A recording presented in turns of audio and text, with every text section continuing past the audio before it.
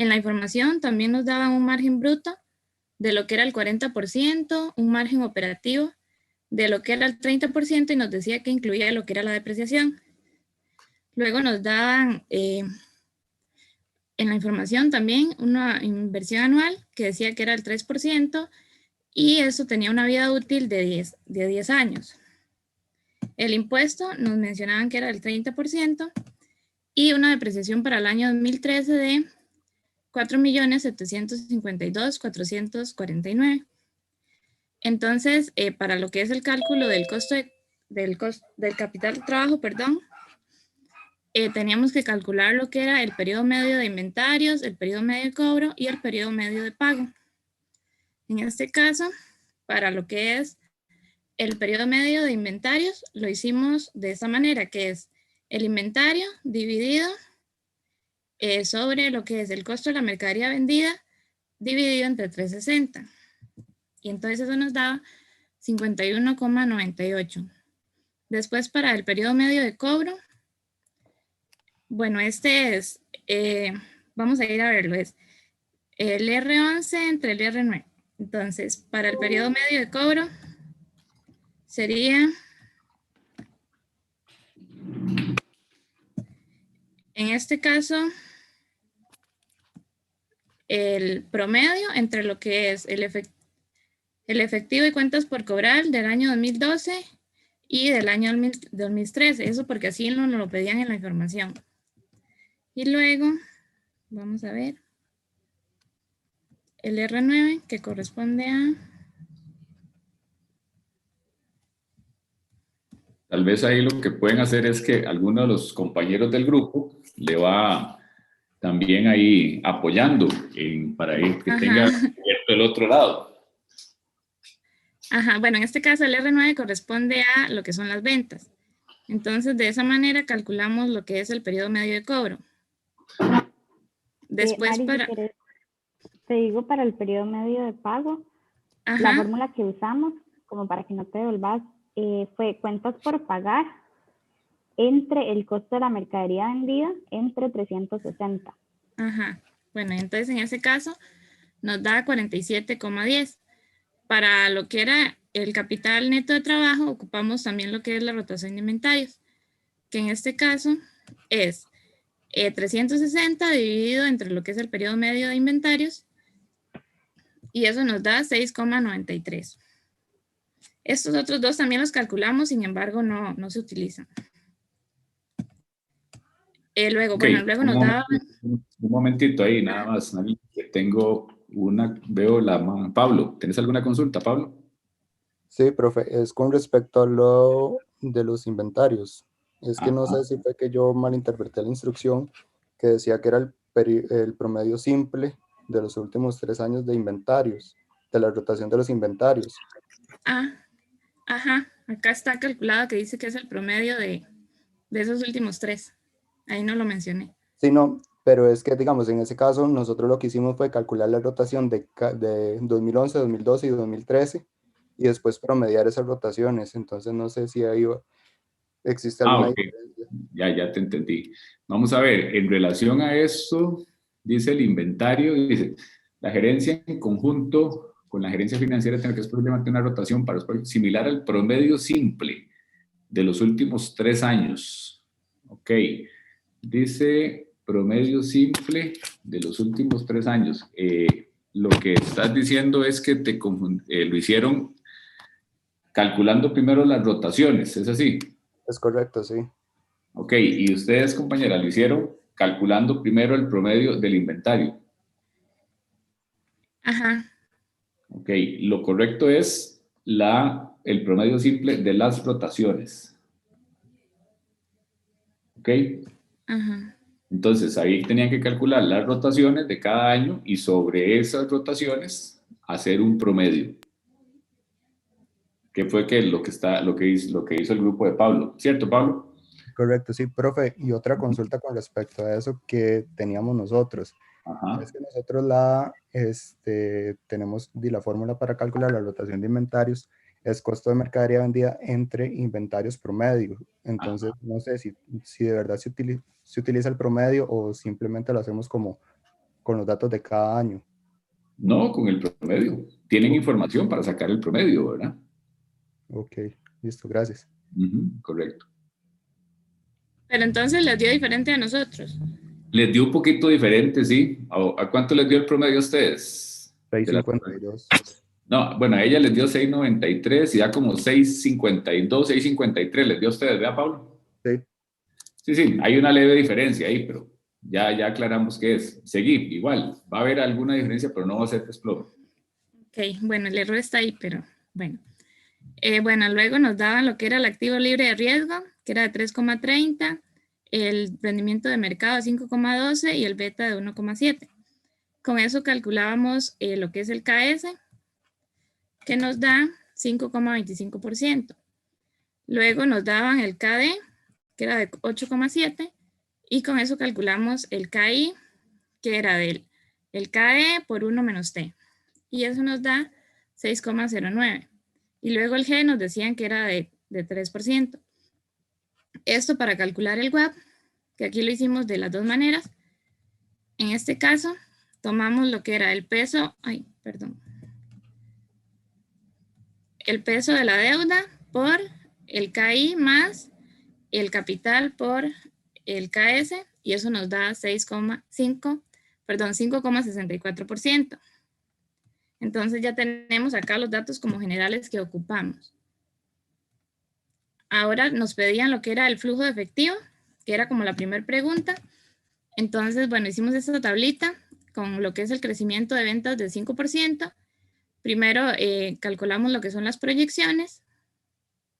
En este caso aplicamos para las ventas del año 2014, serían las ventas del año 2013, por 1 más el porcentaje de crecimiento, que era de 5%, igual para los demás años. Luego, para lo que es el costo de la mercadería vendida, acá nos decía que el margen bruto era de 40%. Entonces, para el costo de la mercadería vendida íbamos a utilizar un 60%. Entonces, las ventas por el 60% y nos da ese valor que está ahí, igual para los demás años. La utilidad bruta nos decían que era el 40%, entonces las ventas por el 40% y nos da 47.926.733. Ok, Igual. perdón, nada más, disculpa un momentito. ¿Por qué estuviste ahorita, después de que estuvimos viendo lo de las razones, entraste a exponer lo del costo de capital promedio ponderado, ¿cierto? Ajá. Entonces quería hacer ahí la consulta al resto del grupo si los valores que obtuvieron fueron los mismos que el grupo que está exponiendo. Profe, a nosotros la deuda nos daba 10 millones. Ok. Nosotros también.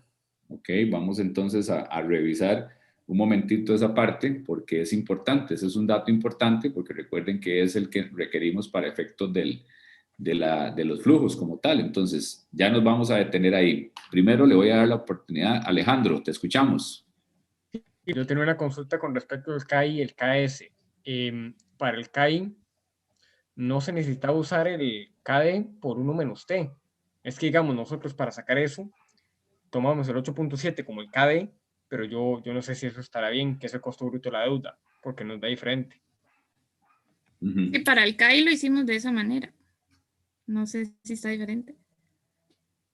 Ok, vamos a ir por partes, jóvenes. Vámonos primero a determinar la estructura, ¿ok? Vamos a determinar la estructura. Entonces, estamos claros cómo llegamos a la estructura con los 35 y los 41. Señores, ¿todos están claros cómo llegamos ahí? ¿Alguien tiene valores distintos en la deuda y en el capital? Profe, yo tengo duda con respecto al capital. Ok, ¿cuál es la duda? Es que no, digamos, no sé si eso se sacaba como con el valor de mercado y la razón que daba el ejercicio o simplemente se tomaba de los estados financieros.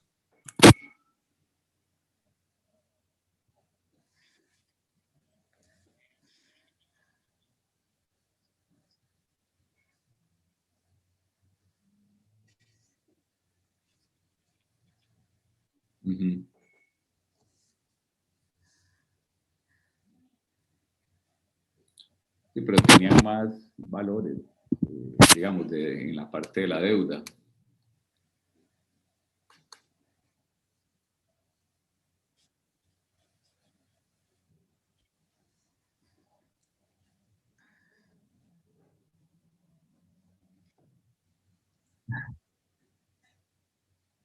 Sí, correcto. Vamos a ver, recordemos que cuando estamos hablando del costo de capital promedio ponderado, tenemos que tomar en cuenta lo que es la deuda de largo plazo. ¿Ok? Es la deuda de largo plazo, porque es la deuda que tiene costo. ¿Ok? Es la deuda que tiene costo. Las otras deudas de corto, llámese cuentas por pagar, los mismos a veces incluso impuestos que se cobran y se retienen, pero hay que pagarlos al mes siguiente, no tienen un costo para la empresa. Entonces, ese tipo de deuda no se considera para efectos del costo de capital. Generalmente es el pasivo de largo plazo y hay que ver si hay una porción circulante de ese pasivo de largo plazo. Y eso es lo que se toma en consideración. La mayor cantidad de información que se obtiene para poder desarrollar esto, y eso sirve para efectos incluso del trabajo que ustedes están desarrollando, recuerden que están las notas a los estados financieros. Aquí no tenemos las notas, pero para efectos del trabajo que ustedes están desarrollando, si ustedes se van ahí a esas notas, van a poder encontrar el desglose de los pasivos de largo plazo y el costo que tiene cada uno de esos pasivos. ¿Ok?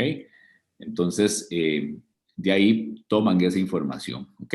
Entonces, aquí tenían que tomar en cuenta la deuda a largo plazo, los bonos. ¿Ok?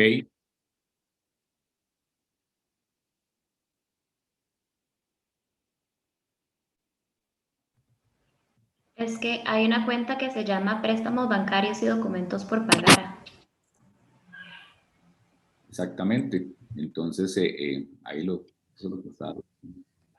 Profe, pero eso no sería En como... el pasivo circulante. Exactamente, no es como... O sea, yo no lo interpretaría como un pasivo a largo plazo, Pero entonces... tiene costo. Ok. ¿Ves? Es que ese es el tema. Cuando estamos hablando de préstamos, y por eso les decía, en esto tal vez no están ustedes para saberlo, porque a veces son conceptos que incluso trascienden lo financiero. Para que un elemento se considere como pasivo, un elemento se considere como pasivo, una obligación se considere como pasivo, tiene que tener un costo. ¿Ok? Cuando estamos hablando de préstamos bancarios o de entidades financieras, esas entidades tienen que prestar con una tasa de interés. De no hacerlo así, no se considera que sea oneroso, ya eso es un concepto de orden legal, y por tanto no podría clasificarse ni en el pasivo circulante ni en el pasivo de largo plazo, sino que habría que llevarlo a otros pasivos. ¿Ok? Entonces, por eso es que el ejercicio permitía pues hablar de otras cosas que tal vez, insisto, ustedes no están todavía como para tener toda la información, a lo mejor ya la sabían. Pero en este caso sí es importante que cuando ustedes vean, uno, cuando ustedes están desarrollando un trabajo de esta naturaleza, nunca piensen en una receta, señores. Eso como recomendación general. ¿A qué me refiero no pensar en una receta? Ah, es que nada más así antes se metía pasivo a largo plazo y porción circulante. Nada más. No, hay que ir a ver qué hay en el estado financiero, ¿ok? E ir a investigar en las notas y a lo mejor hasta en otra fuente para poder determinar si ese pasivo tiene costo, ¿ok? Y ese pasivo tiene costo, puede considerarse dentro del cálculo del costo de capital promedio ponderado, ¿ok? Eso como para que lo vayan viendo como algo más general. ¿Qué son prácticamente, por ejemplo, vea que ahí incluso tenemos la parte de los bonos estandarizados por pagar. Y ahí uno tendría esa partida y los tiene dentro del pasivo circulante. Pero un bono tiene una tasa de interés, tiene un costo. Y cuando estamos hablando de bonos, incluso, vamos, si nos ubicamos en la legislación nuestra, en la ley 7732 de la Ley Reguladora del Mercado de Valores, señala que bonos es algo que se considera, se le llama bonos a emisiones superiores a un año. Y lo que está por debajo de ese tiempo se considera papel comercial. Pero cualquiera de las dos tiene costo, porque tiene una tasa de interés asociado. Ahí tenemos los préstamos bancarios. Ahí tenemos la porción circulante de los bonos estandarizados, que también es un pasivo que tiene costo. ¿Por qué puede ser que estén por ahí? Vamos, porque se puede haber hecho una reclasificación porque están prontos a vencer. ¿Ok?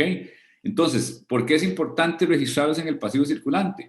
Porque si usted estuviera en este tiempo calculando la razón circulante, que es activo circulante entre pasivo circulante, para ver cuánto usted con sus activos puede cubrir los pasivos en el corto plazo, debe considerar esto. ¿Son obligaciones de largo? Sí, pero están para pagar dentro de un mes, por ejemplo, o están para pagar dentro de 2 meses, puede ser también. Entonces, es importante reclasificarlos a pasivo circulante para que la razón, el análisis financiero, cuando se haga, realmente la razón que calculemos sea la más, la más justa, o por decirlo así, la más realista posible.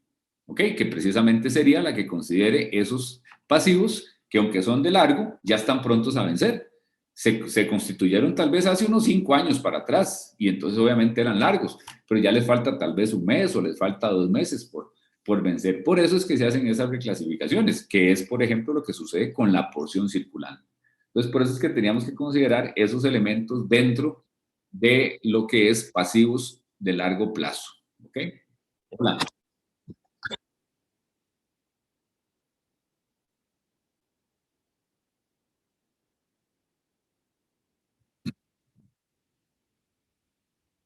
Mira, en el tema de la contabilidad, realmente es un universo aparte para cada empresa. Te lo digo por la experiencia.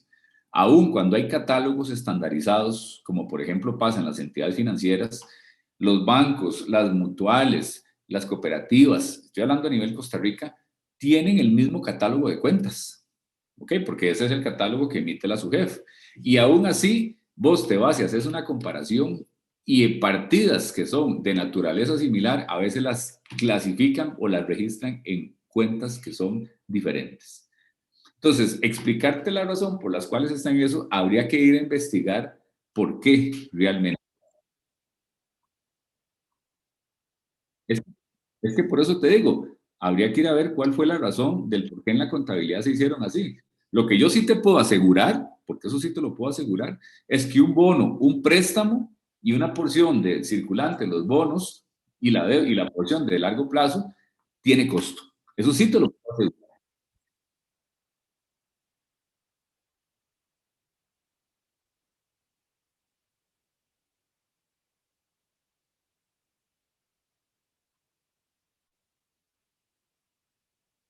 Mira, si usted, por eso les decía hace un minuto, o hace un poquito de tiempo, que no busquen una receta. Que no busquen una receta, que realmente cuando uno está haciendo este tipo de trabajos tiene que analizar la información. Si ustedes pretenden llegar con un libro debajo del brazo a la empresa, llévenlo, está bien, y puede que les sirva de referencia, pero precisamente de eso, de referencia, porque obviamente no vamos a inventar el agua tibia, pero usted tiene que ir y analizar el estado y analizar la naturaleza de la empresa para poder ver cómo incluso en algunos casos ajusta la metodología.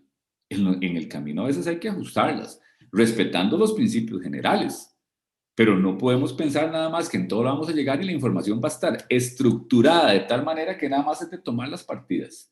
Todo lo contrario, señores, para que lo tengan claro, lamentablemente, aún en contabilidades estructuradas, insisto, como pueden ser las de los bancos, que están supervisadas y demás, a veces se encuentra uno cada registro. ¿Por qué? Porque los registros en algunos casos, aun cuando se hacen automáticos, esas programaciones las hacen personas. Entonces, si alguien registró que este movimiento iba a ir a X cuenta y se equivocó a la hora de asignar la cuenta, pues obviamente ese registro va a ser incorrecto.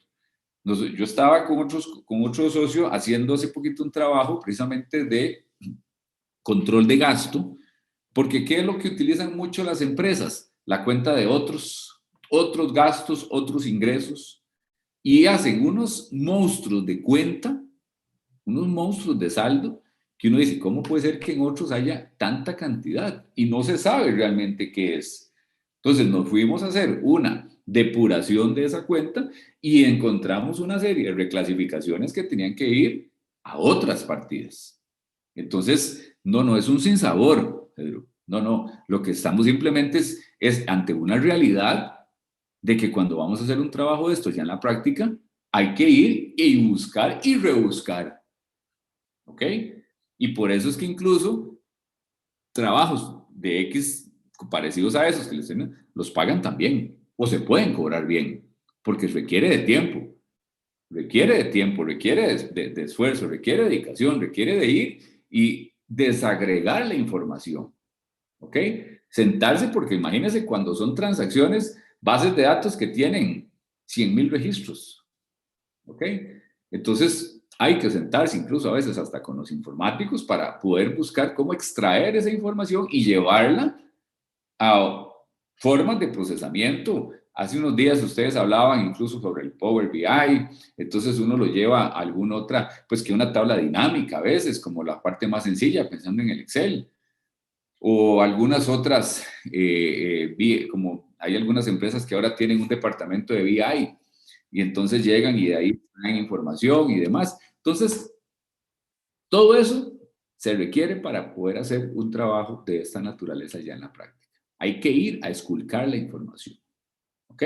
Y ahorita, pues lo que le estamos es tratando en este proceso de formación y de dar algunas pistas, por decirlo de alguna forma, algunas señales de dónde es que deberíamos estar buscando y cómo podríamos estar buscando. ¿Ok? Entonces, no sintas que es que también incluso es antojadizo, no, es que incluso hay que ver cada empresa. Y si usted me lo pregunta, en la empresa comercial es todavía más complicado, porque ahí no hay regulación.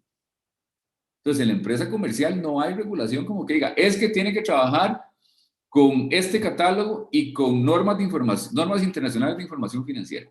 No, todavía los bancos están obligados porque la superintendencia o incluso los puestos de bolsa, por la SUGEVAL, por la SUGEF, las operadoras de pensiones, por la SUPEN, las de seguros, porque tienen también la superintendencia de seguros, están obligados a hacer esto. Pero en las empresas comerciales, usted no se imagina lo que se encuentra en la contabilidad.